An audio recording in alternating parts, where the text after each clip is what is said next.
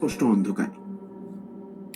এক জায়গায় দুটো খালি পিঁপে ছাড়া কোথাও কিচ্ছু নেই। মাকড়সার জাল সর্বত্র। অন্ধকারে দেখা যায় না বটে, কিন্তু নাকে মুখে লাগে। একটা কিরকম ভ্যাপসা গন্ধ গোদামের মধ্যে। মেঝেটা স্যাঁতস্যাঁতে, কতকালের মধ্যে যেন মানুষ ঢোকেনি। এদিকে আবার খাঁ সাহেব কোথায় গেল? লোকটা থেকে থেকে যায় কোথায়? অল্পক্ষণ, মিনিট 2 হবে, কেউ কোথাও নেই, শুধু গঙ্গাধর একলা। আবার সেই ভয়টা হলো। কেমন এক ধরনের ভয়, যেন বুকের রক্ত হিম হয়ে যাচ্ছে। এই বা কিরকম ভয়? আর গুদাম ঘরটার মধ্যে কনকনে ঠান্ডা হাওয়ার যেন একটা স্রোত বইছে মাঝে মাঝে। মিনিট 2 পরেই খাঁ সাহেব এই তো আধো অন্ধকারের মধ্যে সামনেই দাঁড়িয়ে। হঠাৎ একটা অদ্ভুত কথা বলল খাঁ সাহেব। বলল, তুমি কালা নাকি? এতক্ষণ কথা বলছি, শুনতে পাচ্ছ না? কথার উত্তর দিচ্ছ না কেন? কোকেন যে জায়গা আছে বললাম, তা দেখতে পেয়েছো? শাবলের চার দিয়ে তুলতে বললাম পিপে দুটো, হা করে সঙ্গের মতো দাঁড়িয়ে কেন? পারে, এত কথা কখন বলেছে লোকটা? পাগল নাকি? গঙ্গাধর কেমন ভ্যাবাচেকা হয়ে গিয়েছে। মোড়ের মতো দৃষ্টিতে চেয়ে বলল, কখন তুমি দেখালে কোকিলের জায়গা? কই, কোথায় শাবল? কথা বলতে বলতে গঙ্গাধর সামনে খাঁ সাহেবের মুখের দিকে চাইল। সঙ্গে সঙ্গে তার মনে হলো তার বিভ্রান্ত, বিমূঢ়, আতঙ্কাকুল দৃষ্টির সামনে খাঁ সাহেবের মুখ, গলা, বুক, হাত, পা, সারা দেহটা যেন চুর চুর হয়ে গুঁড়িয়ে পড়ছে।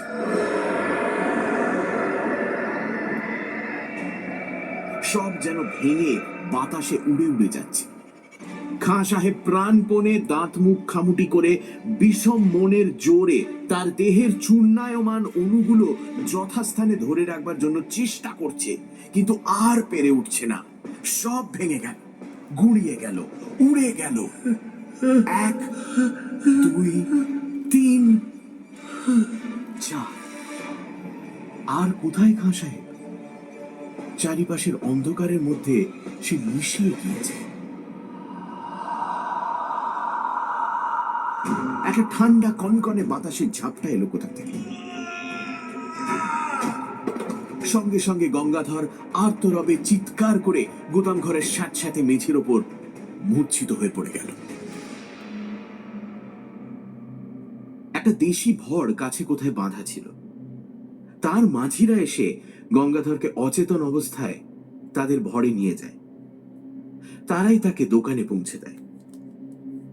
গঙ্গাধরের টাকা ঠিক ছিল, কানাকড়িও খোয়া যায়নি, তবে শরীর শুধরে উঠতে সময় নিয়েছিল।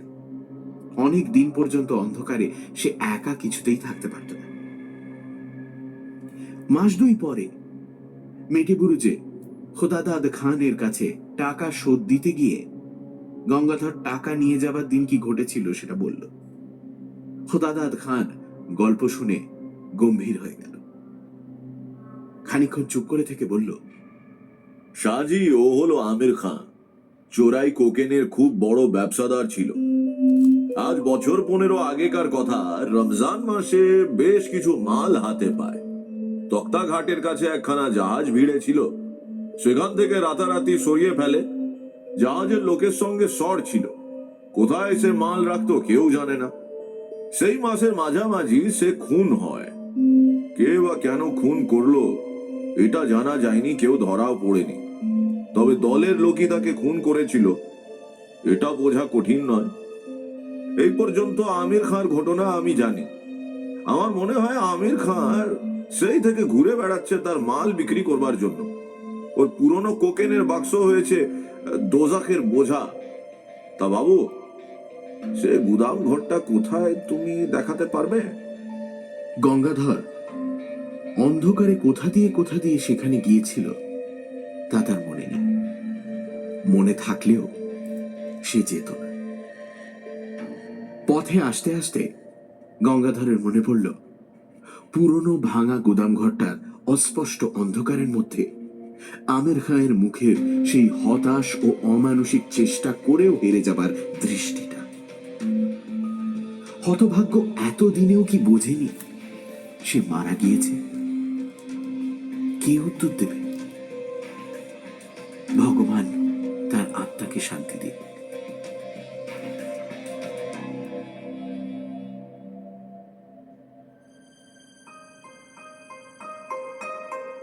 সানডে সাসপেন্স ক্লাসিক্সে আজ শুনলেন গঙ্গাধরের বিপদ। রচনা বিভূতিভূষণ বন্দ্যোপাধ্যায়, গল্প পাঠে দীপ, মীর, গল্পের সূত্রধার আমি ইন্দ্রাণী, শব্দগ্রহণ, ধ্বনি পরিকল্পনা ও স্পেশাল এফেক্টসে রিচার্ড, প্রচার অলঙ্করণ জয়েন দ্য ডটস, সমগ্র পরিকল্পনা ও পরিচালনায় আমি ইন্দ্রাণী।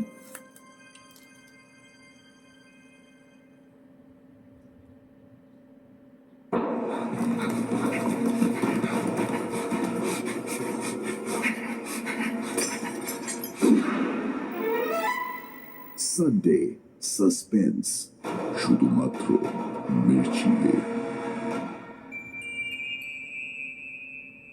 সানডে সাসপেন্স ক্লাসিক্সে আজ শুনবেন লীলা মজুমদারের লেখা দুটি গল্প, আহিরি টোলার বাড়ি এবং পেনেটিতে।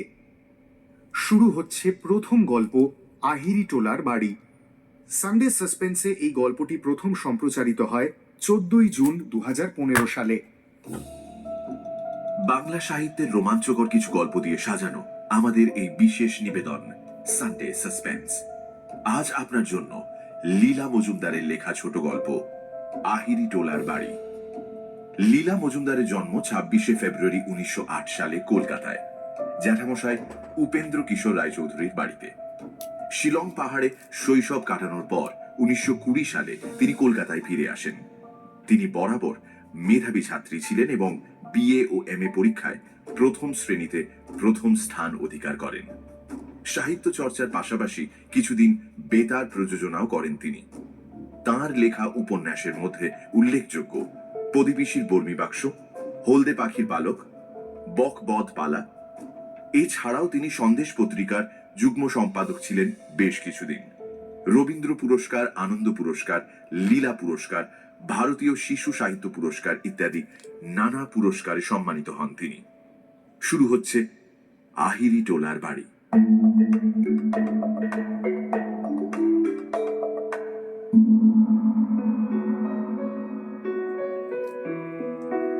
আহিরিটোলা কোথায় জানো তো?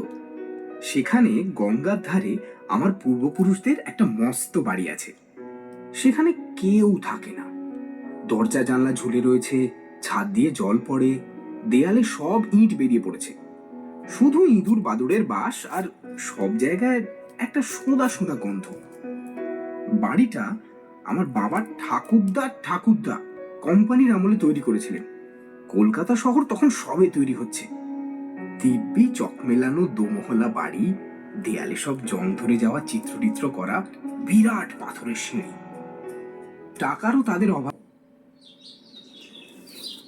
সকালে পরদেশি এসে ডাক দিল, বলি কুট্টি বাবু আঁক শেখাতে এসেছেন, চলো চলো। চল। কুট্টিবাবু এসে চিত্রকরা পাটিতে বসে সারাটা সকাল আমাকে অঙ্ক কষালেন। পরদেশি কোনো কথা না বলে দুজনকে 2 গেলাস দুধ দিয়ে গেল। বই নেই, পুঁটলিতে খাতা পেন্সিল ছিল, তাই দেখে কুট্টিবাবু মহা খুশি। কি বলবো, যেসব অঙ্ক সারা বছর ধরে বুঝতে পারছিলাম না, সেসব যেন জলের মতো সোজা হয়ে গেল। কুট্টিবাবুর বই দরকার হয় না, সব মাথার মধ্যে ঠাসা। উনি চলে গেলে বারান্দায় বেরিয়ে দিনের আলোতে ভালো করে চেয়ে দেখি এরা সব বাড়িঘর ঝকঝকে পরিষ্কার করে ফেলেছে। উঠোনের ধারে ধারে বড় বড় টবে করে কত রকম পাতাবাহারের গাছ, আর উঠোনে দাঁড়ের ওপর লাল, নীল, হলদে, সবুজ মস্ত মস্ত তোতা পাখি রোদে বসে ছোলা খাচ্ছে।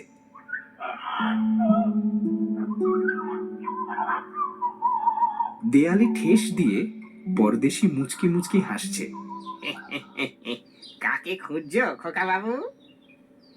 বুড়ো লোকটির খোঁজ করলাম। কি নাম তার? পরদেশি, বড্ড ভালো লোক। পিছন থেকে তিনি নিজে বললেন, আমার নাম শিবেন্দ্র নারায়ণ, লোকে শিবু বাবু বলে ডাকে। তুমি নাকি ভালো করে অঙ্ক কষেছো, কুট্টি বলছিল। এই নাও তার পুরস্কার। আমার হাতে একটা মস্ত সোনার মোহর গুঁজে দিলেন। ও কি পরদেশি? বাইরের দরজায় কারা যেন মহা ধাক্কাধাক্কি চেঁচামেচি করছে।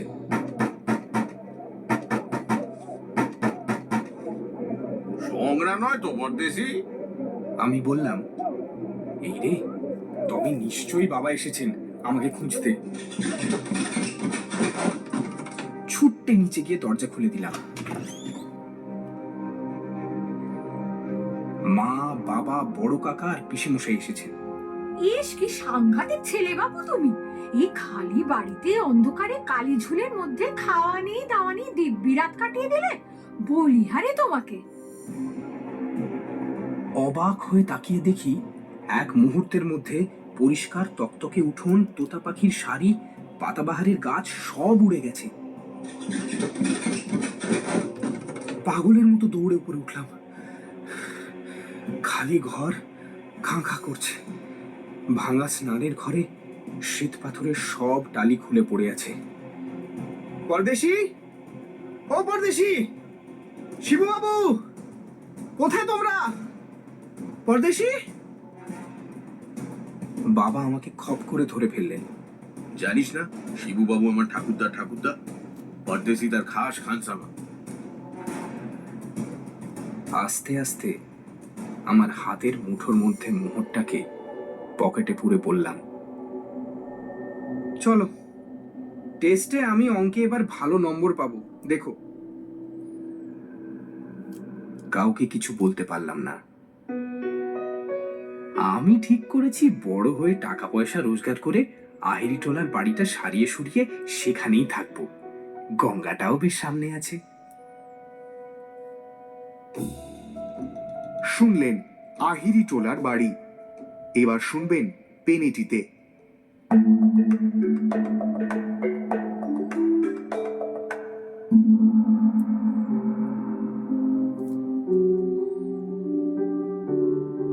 পেনেটিতে একেবারে গঙ্গার ধারে আমার বড় মামা একটা বাড়ি কিনে বসলেন।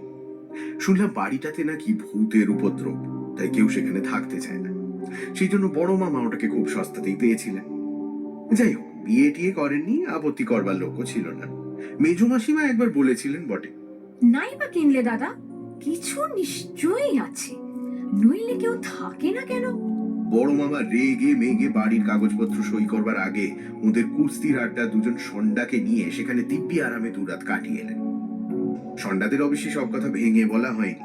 তারা দুবেলা মুরগি খাবার লোভে মহা খুশি হয়েই থাকতে রাজি হয়েছিল। পরে আড্ডায় ফিরে এসে যখন বড় মামা ব্যাপারটা খুলে বলেছিলেন, তখন তারা বেজায় চটে গিয়েছিল। যদি কিছু হতো দাদা, গায়ের জোর দিয়ে তো ওনাদের সঙ্গে পেরে ওঠা যেত না। 2 মাস পরে বড় মামা সেখানে রেগুলার বসবাস শুরু করলেন। সঙ্গে গেল বঙ্কু ঠাকুর। তার রান্না যে একবার খেয়েছে সে জীবনে ভোলেনি। আর গেল নটবর বেয়ারা, তার 44 ইঞ্চি বুকের ছাতি, রোজ সকালে বিকেলে আধ ঘন্টা করে 2 আধমনি মুগুর ভাঁজে। আর ঝগড়ু জমাদার, সে 4-5 বার জেল খেটে এসেছে গুন্ডামি টুন্ডামির জন্য। এরা কেউ শুধু ভূত কেন, ভগবানেও বিশ্বাস করে না। আমরা বরানগরে ছিলাম, আমি ক্লাস 9-এ পড়ছি। এমন সময় বাবা পাটনা বদলি হয়ে গেলেন, আর আমার স্কুল নিয়েই হলো মহা মুশকিল।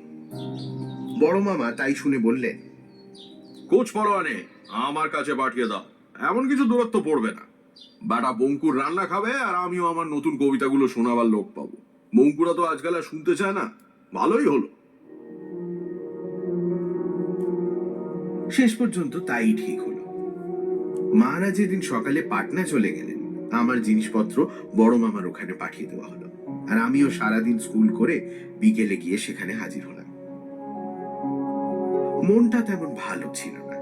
মারাও চলে গেছেন, আবার আমাদের ক্লাসের যোগু আর ভুটে বলে 2 কাপ্তেন কিছুদিন থেকে এমনি বাড়াবাড়ি শুরু করেছিল যে স্কুলে টেকা দায় হয়ে উঠেছিল।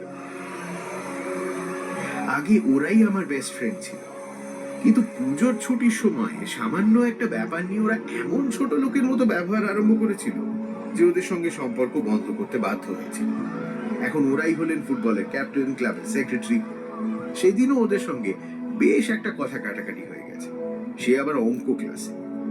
আমার একার দোষ নয়, কিন্তু ধরা পড়ে বকুনি খেলাম আমি। ওরা দেখলাম খাতার আড়ালে ফ্যাঁচ ফ্যাঁচ করে হাসছে। বাড়ি এসেও মনটা একটু খারাপই ছিল। একেবারে জলের মধ্যে থেকে ঘাটের সিঁড়ি উঠে গেছে বারান্দা পর্যন্ত। বিশাল বিশাল ঘর, ঝগড়ু আর নটবর তকতকে করে রেখেছে।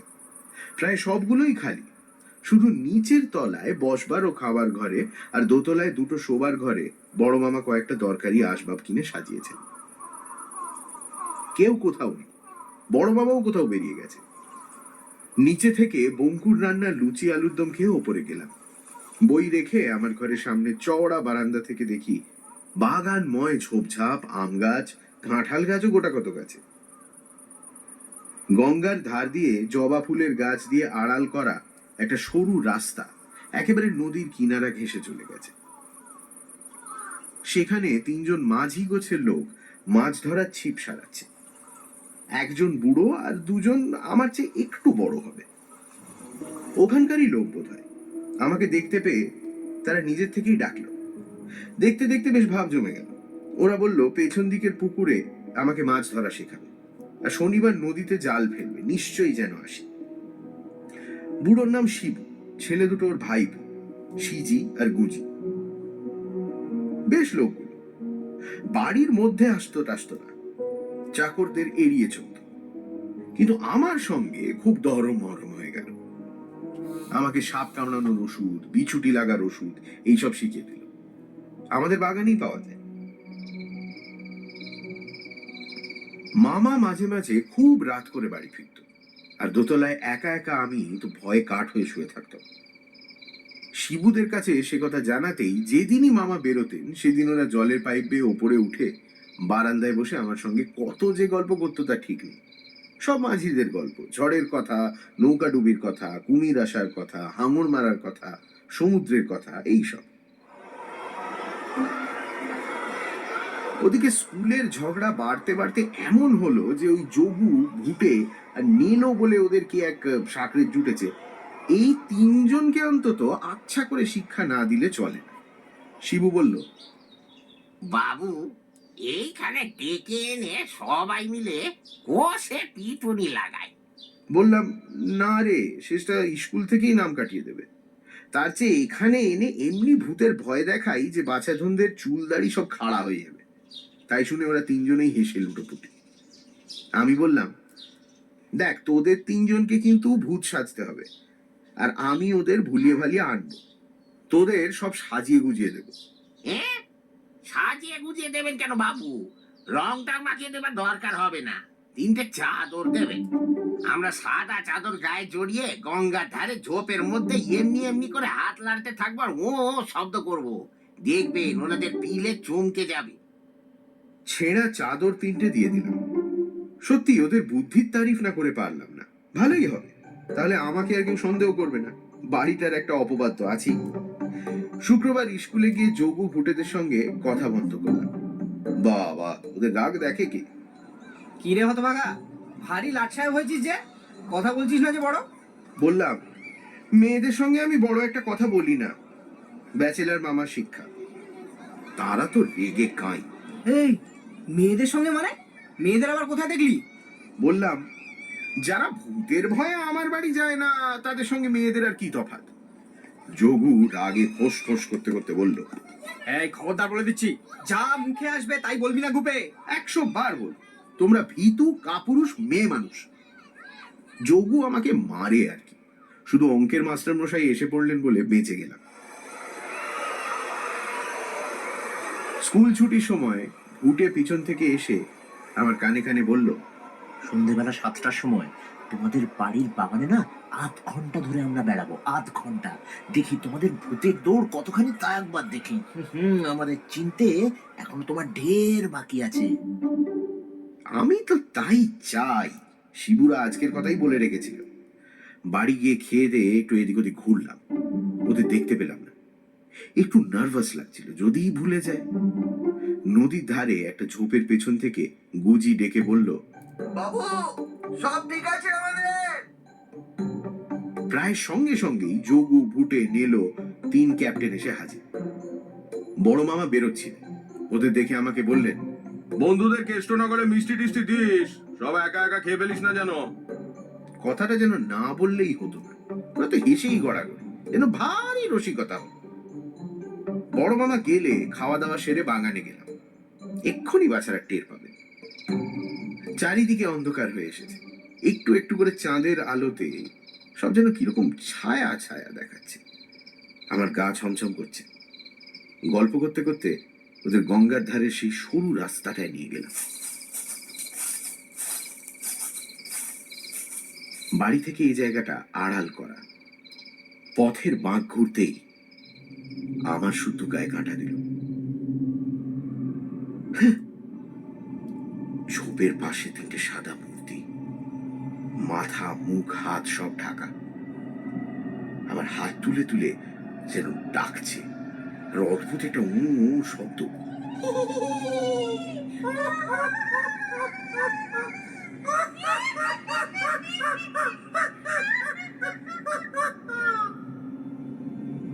একটু একটু হাসি পাচ্ছিল।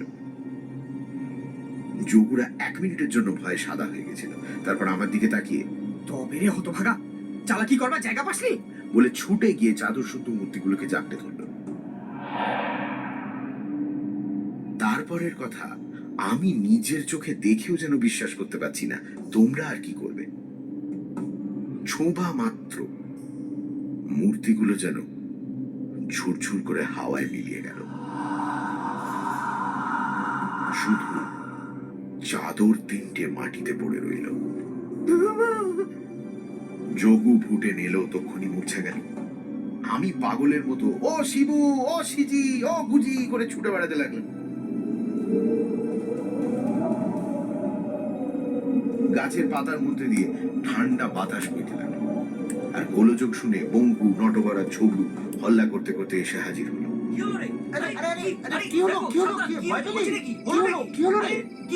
ওরা যোগুদের তুলে ঘরে নিয়ে গেল।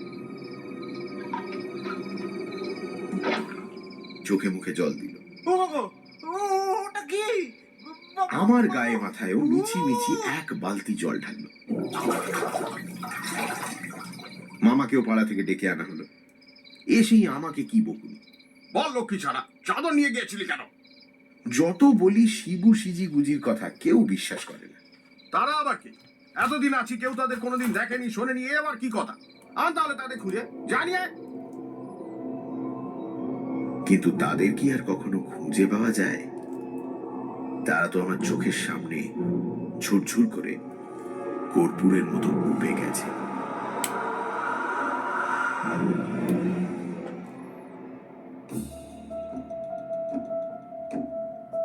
সানডে সাসপেন্স ক্লাসিক্সে আজ শুনলেন লীলা মজুমদারের 2টি গল্প, আহিরি টোলার বাড়ি এবং পেনেটিতে। গল্প পাঠে মীর, সোমক, দীপ, ইন্দ্রাণী, পুষ্পল, অভিষেক। শব্দগ্রহণ রিচার্ড। আবহ সঙ্গীত ও স্পেশাল এফেক্টস দীপক রায়। প্রচার অলঙ্করণ জয়েন দ্য ডটস। পর্ব পরিচালনা অনির্বাণ ও অভিষেক। বিশেষ সহযোগিতায় লাবণ্য। গল্পের সূত্রধার মীর এবং অগ্নি। সমগ্র পরিকল্পনা ও পরিচালনায় ইন্দ্রাণী। Sunday Suspense.